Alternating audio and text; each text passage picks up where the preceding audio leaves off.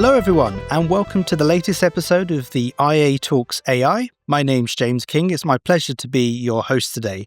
Now, alongside me for today's episode, I'm joined by Rob Knight, the president for the UK chapter of the Global Council for Responsible AI. Rob, thank you for joining us. First of all, James, thank you for the opportunity to be here doing this podcast with you. It's a tremendous privilege, and actually, it brings me back fond memories of coming to the IA for transaction reporting meetings years ago, particularly during my tenure as chair of the Investment Association's Trade and Transaction Reporting Committee. So those are fun times. So it's like traveling 360 degrees and coming here today. And for those of the listeners who are meeting me for the first time and probably wondering if Rob is short for anything, it isn't. It's just Rob. There's a bit of a story, James, but we'll leave that for the next podcast because we've got so much to talk about today. I'm sure we're not going to cover everything in this session. Well, that means we'll definitely have to have you back again in the future. Now, we're going to get to the Global Council for Responsible AI, but before we do, it'd be great to hear a bit more about yourself, your professional journey, and how it was that you came to be working in the AI space. Yes, I have spent nearly 30 years in the financial services industry, particularly on the buy side, running global operation teams for asset management houses. And my focus has been on ensuring that clients' interests are at the center of the investment process throughout the full life cycle of the client's journey with the firm. And it's interesting working with investment heads across both private and public asset classes, creating structure and controls to reinforce, good fiduciary risk management discipline in investment teams. So this has meant focusing on investment data and analyzing a raft of legal documents to indicate how portfolios should be invested and ensure that both clients and where we talk about the retail space, fund prospectuses, their investment decisions are compliant against the guidelines in these documents. Dissecting these documents ensure that there's no conflict with internal rules and applicable regulations. So what that meant over the years is that I had to understand data and connect investment data to the legal provisions to avoid breaching mandates. And I'll give you a little example. If you look at a fixed income mandate where a client may say, or a prospectus may dictate that there should be a minimum AA rating, well, the question is, is that at the band level or the specific tier level? Is it because, of course, the AA can go from AA plus all the way to AA minus or AA1 down to AA3. So over the years, I've had to work at a very detailed level with data, which now serves me well in the AI space. So as I progressed through my career, I took on additional responsibilities across the broader ops space, encompassing things like, settlements, pricing, client money, and of course, the great transaction reporting, the likes of EMIR, MIFIR, AIFMD, shareholding disclosure, and of course, it's the transaction reporting piece that brought me to the doors of the AI, which was just an amazing pleasure working with the teams here at the Investment Association. However, what happened was my focus was again on a lot of detail and attention around data, ensuring good quality data was produced on a daily basis and in a timely manner for submission to regulators and trade repositories or for publication to the markets. Obviously, top of my agenda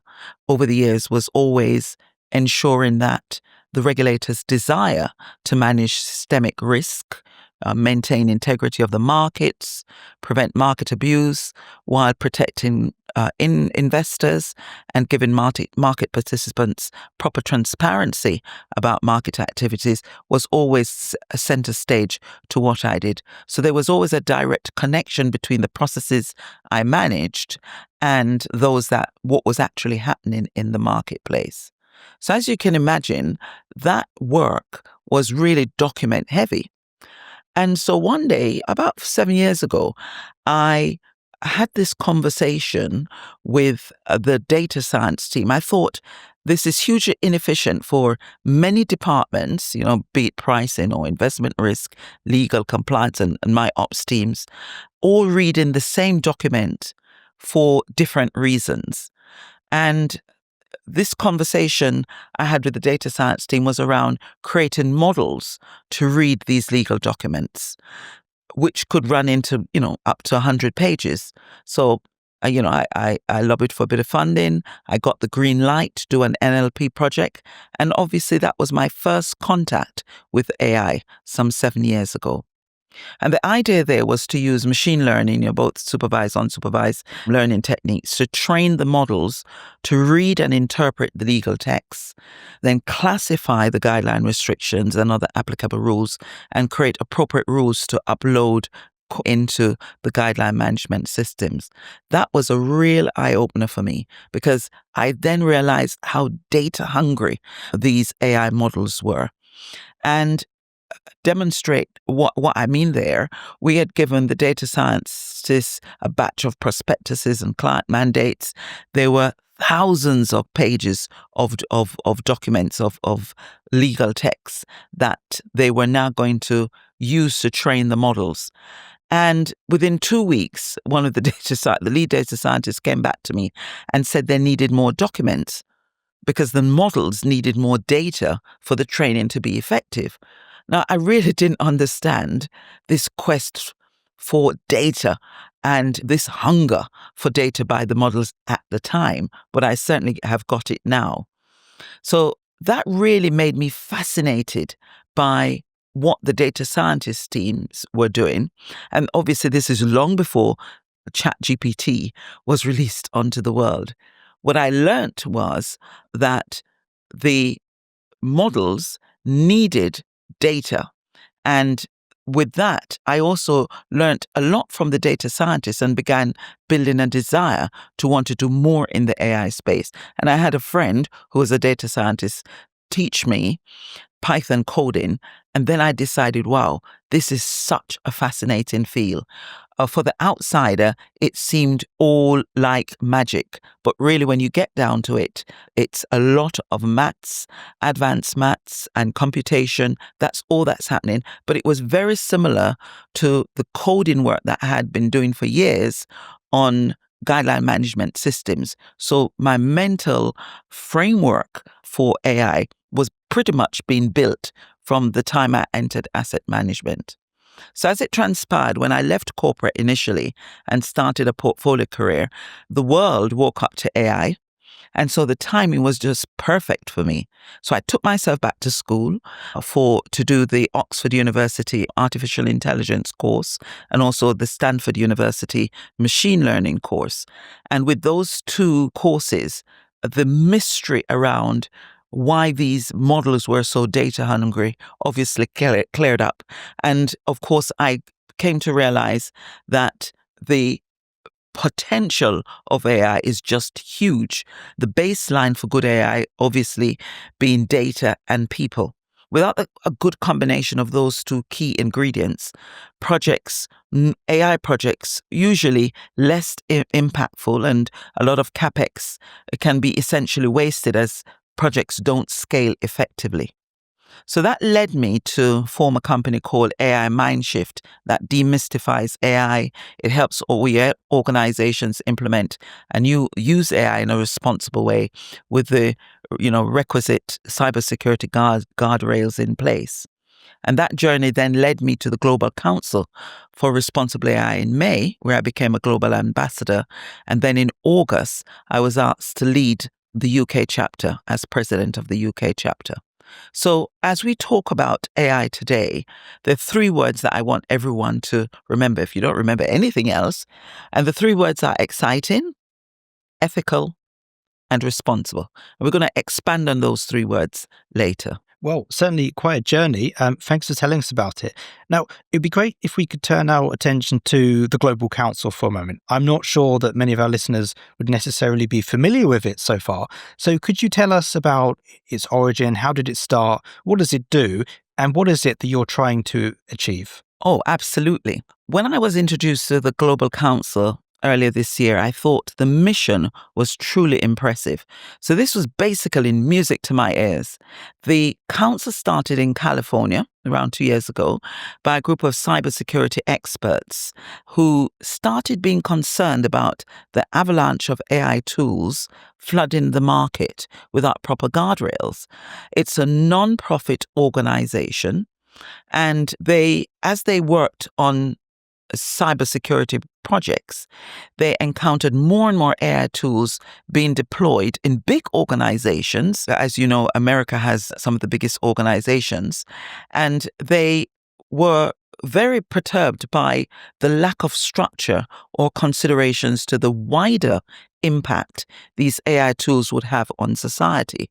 So as I did some research looking at existing AI frameworks, they realized that two key elements were not being addressed fully, and that's the element of ethics and human-centric considerations.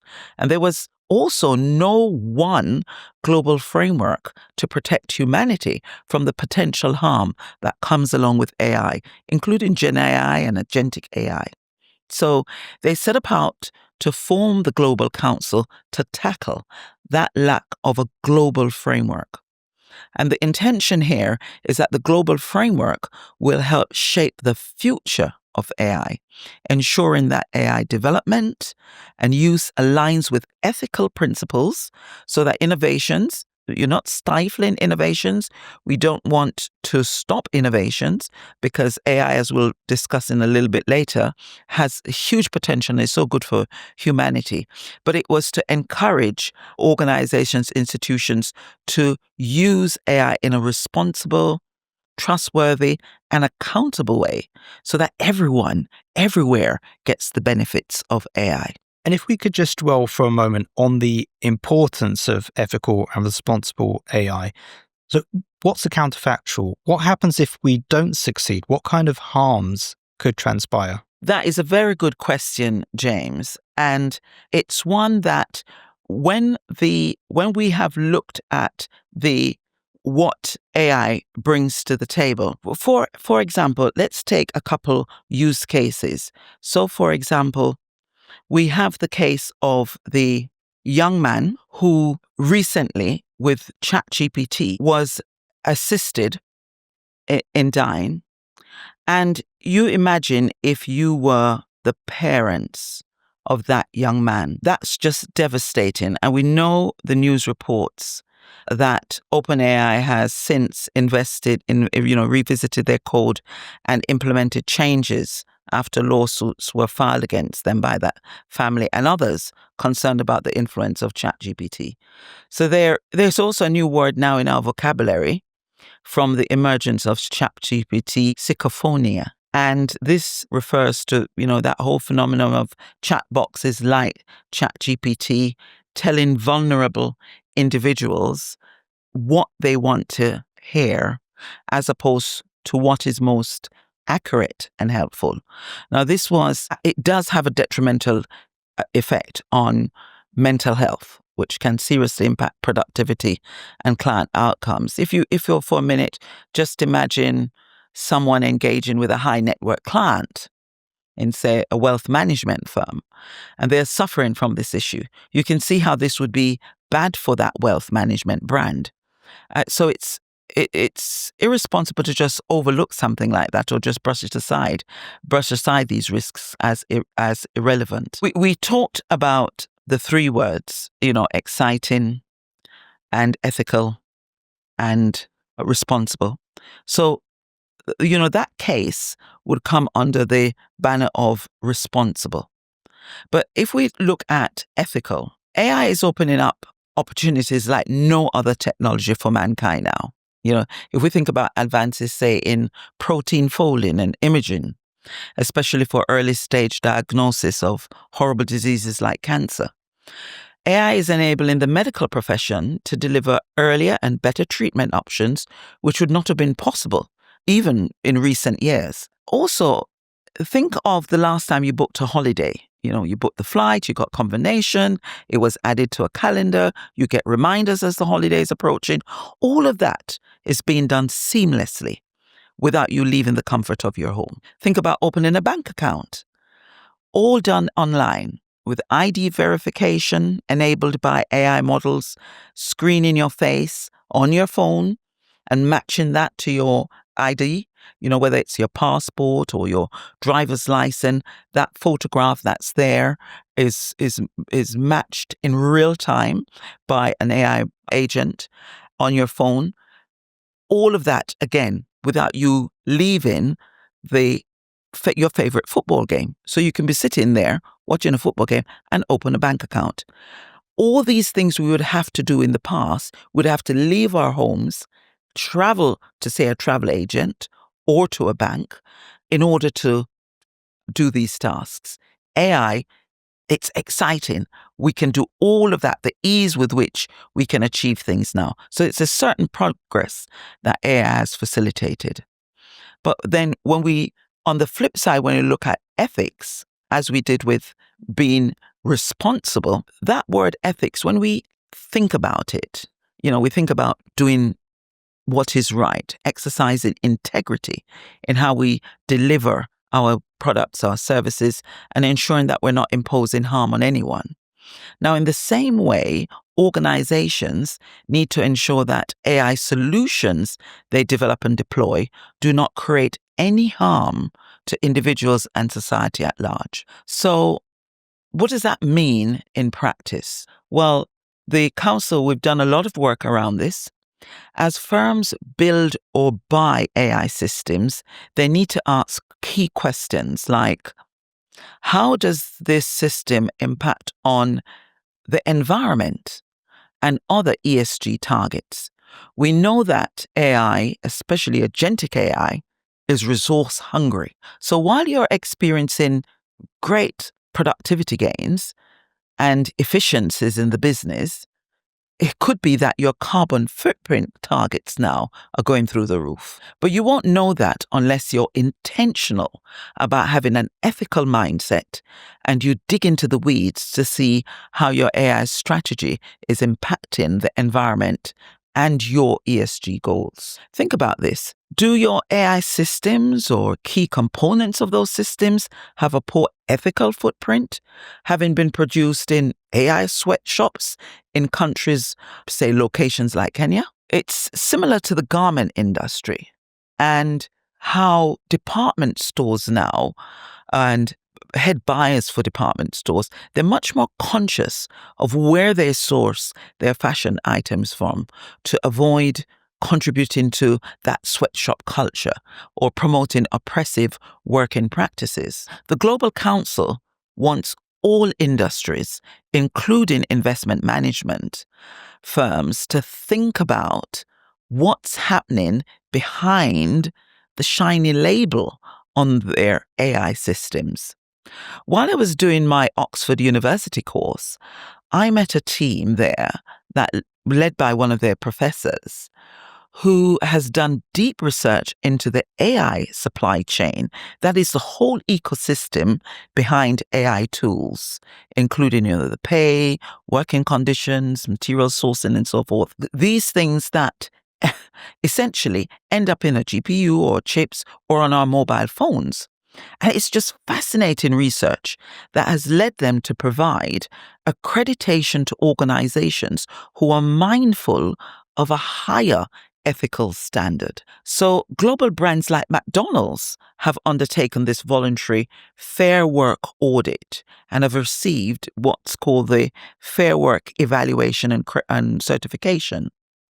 So the investment management sector needs to be mindful about the ecosystem behind their AI systems that they're developing or deploying. Why is that important, particularly for big firms?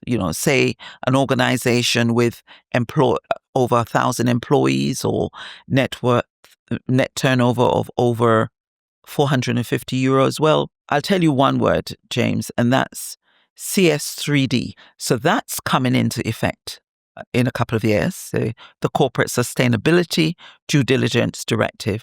And that's going to focus on human rights and environmental impact. So if organizations are going to be captured by that CS3D directive, now is the time that they need to start preparing, knowing that all their AI systems are going to be in focus for scrutiny under that CS3D regulation. And if we could just bring the conversation back to the council again, it would be great to hear a bit more about the progress that the council has made to date, and also to hear more about your future plans and priorities. And then also, perhaps, it'd be great also to hear about how interested parties, such as anyone listening to this podcast, can get involved should they wish to. Great question, James. Yes, the council to date has a mission to promote fundamental principles, or what we call pillars. And I'll just run through 4 of the key ones. Advancing responsible innovation, so that AI systems need to be designed and deployed with transparency, fairness, accountability. Now, these words are not words that are unfamiliar to the audience today. They see them bantered around on the internet. They see them they themselves are putting them in their own policies internally.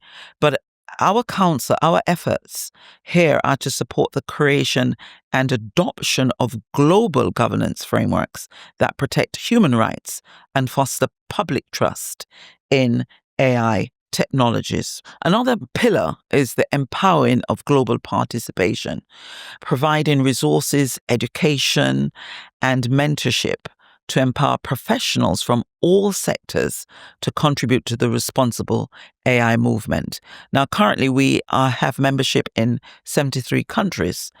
And of course, the UK being one of those countries, we've got about 50 members here, and I'm looking to build that out. And we'll talk a little bit about that in a minute. Another pillar is the shaping, which is one of the crucial ones that we see lacking in many of the AI frameworks currently in existence, is the shaping of a human-centric future. The influencing of the evolution of AI by ensuring that the design, the deployment, the outcomes serve a broader good for humanity, especially aligning AI progress with the values and needs of society. And then also, James, we're very concerned about championing inclusive AI governance. So driving global consensus on responsible AI governance, where people from across all races, gender, geography, and beliefs can have a meaningful input into shaping AI policies and standards and hold leadership roles in this AI industry, because it is an industry in its own right. In September, a few months ago, we were in Lake Como for 2 days. It was 2 days of intensive work creating our key product, which is the global AI framework. So we have created the first draft of the Council's AI Global Framework, and that's now on its second reading. And the aim is to complete the review exercise so that the official launch will happen at Davos in 2026, January, which is just next month. So we're intensely working like crazy on that now. So we're very excited about this, because the recommendations in this global AI framework are going to make a big difference to decision makers from governments, public and private organizations, and of course, corporate institutions in all sectors. We're not producing yet another regulation. That's not what it is. We're very mindful that we don't want to increase the regulatory burden of organizations. You look at the investment management sector, and the financial services on a whole is huge, heavily regulated, a huge amount of regulation. So the intention isn't to increase that regulatory burden. However, the AI global framework will come with a goal labeling to indicate whether organizations have received accreditation from us for using AI in an ethical and responsible way and can be trusted by clients and members of the public. So essentially, James, it's it's eventually going to translate down to the bottom line. Priority, you asked about priorities for 2026, is the rollout of that global framework. And in particular for the UK chapter, for me to build out that UK chapter, investment firms can get involved in 3 ways. First of all, membership. So at the individual level, this is a voluntary membership right now.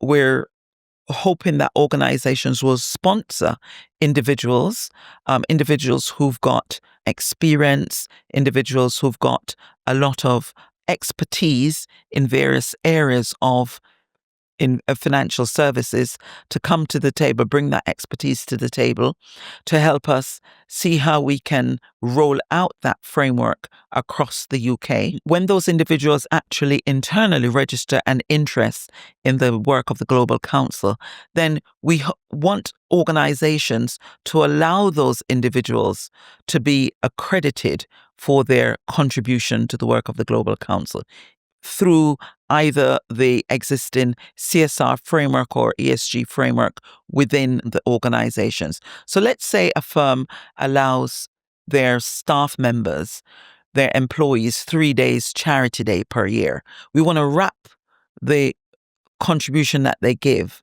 and make to the Global Council, time spent doing Global Council work, into that 3 charitable give days. And also, we want it to be recognized at the individual appraisal level within the goals and objectives being set for the forthcoming year, that individual knows that the work that they're doing, they're contributing to a global initiative, they're contributing to something that is going to help humanity. And as such, they're being recognized internally for that contribution that they're making to a much bigger initiative outside of their organizations. The second way investment firms can get involved is by corporate sponsorship. So we need money. That's the bottom line. We need money, we need funding to be able to build out the UK chapter, to deliver a suite of events to help educate the public and school children about the most important aspects of AI usage. For example, if we look at children and young people, we know that they're most vulnerable when it comes to AI. So we want to educate them from a very early stage, both on the potential of AI, but also on the risks around the use of AI. We want them to see that their productivity, and their life choices can be enhanced by the use of AI. But on the flip side of the coin, they could also harm themselves and suffer in many ways if they use AI in a careless and an irresponsible way. And we see that on social media, where do they really understand how much of their personal information is being put out on social media? What will happen to their personal information in the future when they're trying to apply for jobs or so? The third way that organizations can get involved is in event sponsorships. So we're looking to, in 2026, I'm very keen to roll out a suite of conferences and seminars. And as we plan these, we want to not only have help in getting physical space to host these events, but also make these events interactive. And so sponsoring events is a third way that investment firms can get involved. It's really important that the Global Council, that we work with the big industries like the financial service industry, like investment firms, because investment firms themselves have a big footprint in the AI industry. You think about, if we go back to this pillar about using AI, deploying AI, designing AI tools in a responsible way, you just think about, say, products like loans, mortgages, pension funds, management of pension funds. And if we think of these products and you think of how models are trained with data, you could easily have bias in that data. If the data, the training set, the data used for the training set and the testing is from certain strata or segments of society, then what will happen when you start deploying those tools in real life and you start really using them is that groups within society can be maligned and not actually have access to loans, not actually have access to credit cards. And that really has a detrimental impact on outcomes for their children, for the parents. Parents may want to move to a better location to improve the life choices of the family. They want to probably have funding to help them improve the educational opportunities for their family, for their children. And yet they're not able to access funding that's there. It's available just because a tool was trained on data that was not diverse enough, did not capture the way their credit profile or their income profile has been actually collected and stored in financial services databases.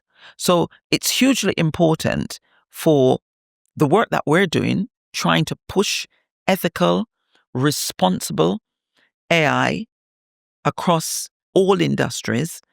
So I'm quite excited of being able to have this opportunity to talk about that today, to bring to the attention of the investment community the work that we're doing so that we can get individuals from the investment community, investment management sector involved in it. I'll give you one other example, James. If you think about recruitment, and we know that the talent management discipline now relies heavily on AI models. You think about what happened at Amazon, where female applicants were rejected because the AI models that were deployed by the HR department was trained on data that was male-oriented. As early as, really back in the early stages, the data collected from early recruitment drives was really male gender heavy. And so because they'd used the information that they had from earlier recruitment drives, it meant that the data that the models were trained on did not recognize the capabilities of female applicants. And so they were rejected. Now, they didn't take the time to examine earlier on or analyze the quality of the training data set to determine if all genders were properly represented before using that tool in the recruitment workflow. It had immediate and detrimental impact on female candidates. So the same thing can happen in, say, the banking sector, where historic biases in recruiting or in managing across the board can be perpetrated into the training data sets used for talent management models. So it's the work we're doing has huge implications, and the global framework actually forces organizations to think really widely about that. It's something that I'm very passionate about. And even within my own company, AI Mindshift, it's work that we're doing. We're looking at system scorecard that actually forces organization to think about the ethics, think about how their systems are tailored, deployed, are used to make sure they're representative of everyone within the organization and within that value chain, within the potential clients, and also other third party. It's about thinking about the ecosystem. What's in your ecosystem? How are you designing AI tools? How are you using AI tools? And what impact those tools are having on the bigger ecosystem and society at large? Well, it's been absolutely fantastic to hear about the work you're doing. Great to hear also there are so many opportunities for investment management firms to get more involved. We'll certainly keep our eyes peeled for the launch of the Global AI Framework in January of 2026. That'd be very exciting. And maybe if we could just end on those 3 words, what you said you want people to take away, if they take away nothing else: exciting, ethical, and responsible. Rob, thank you so much for coming in, and thank you so much to everyone for listening. Thank you so much, James, for having me. Thank you very much.